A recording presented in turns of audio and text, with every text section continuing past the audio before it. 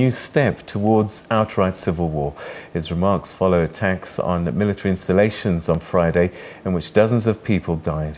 This comes as senior emergency relief officials are warning that urgent action is needed to prevent a descent into catastrophic violence in the country, with appeals for donor countries who have withdrawn bilateral aid over the political situation to consider the consequences on an already vulnerable population. The warnings keep coming in the absence of any real political compromises.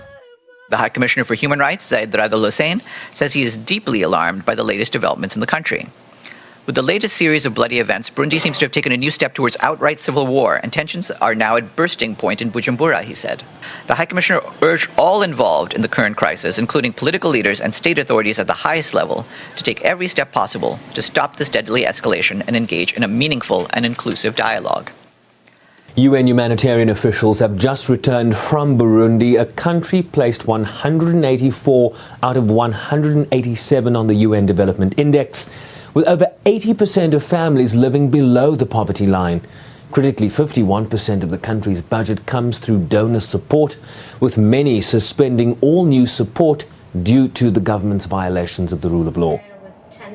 Officials here argue that withdrawing financial support is merely exacerbating the human plight of an already impoverished people.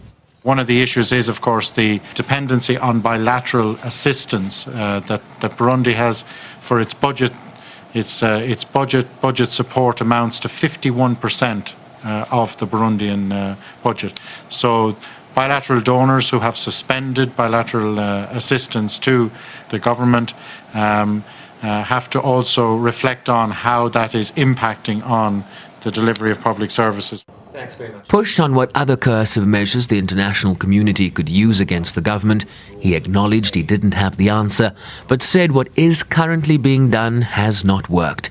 Sherwin Briceby's SABC News, New York. Residents of Zolani in Ashton